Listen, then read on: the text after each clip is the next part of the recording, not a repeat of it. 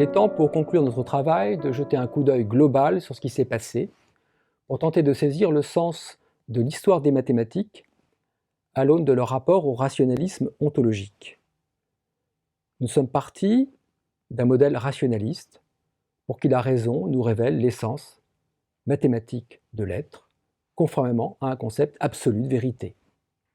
Il semble alors possible d'unifier les mathématiques en les construisant sur la base d'un système axiomatique unique et conformément à une logique unique dont les règles universelles, purement formelles, sont antérieures aux mathématiques. À la suite des révolutions successives que nous avons décrites, tout cela a été renversé.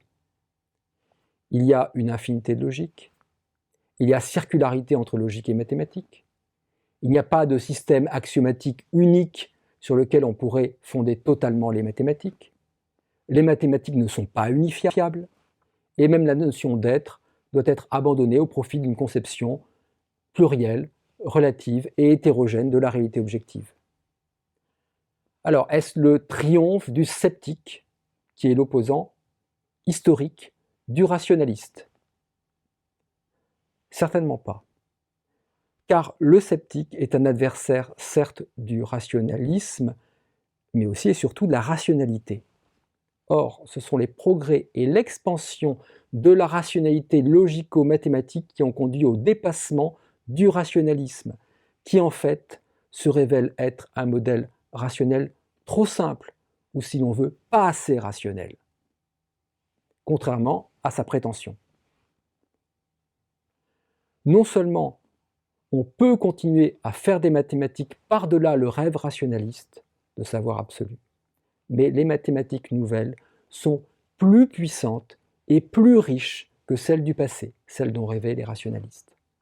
Reconnaître la variabilité infinie des logiques, la circularité entre logique et mathématiques, la pluralité des langages mathématiques, la variabilité des axiomatiques et la variabilité des modèles conduit en effet non à limiter le champ d'action des mathématiques, mais à lui donner une expansion prodigieuse tout à fait inimaginable aux époques antérieures. Il faut alors quitter le modèle fondationnel de la pyramide. Il faut penser les mathématiques autrement, comme un graphe.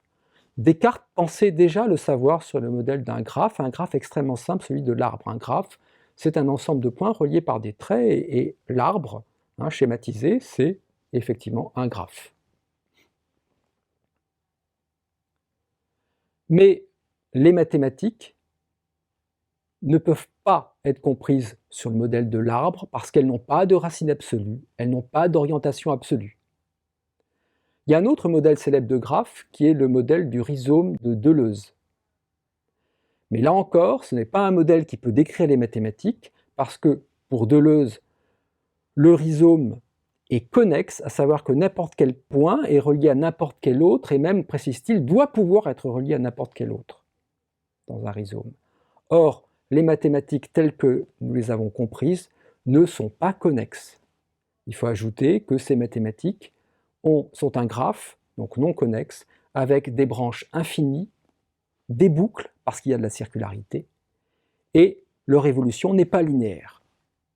Alors face à un tel modèle, l'esprit humain y perd certainement en sécurité, mais il y gagne considérablement en liberté.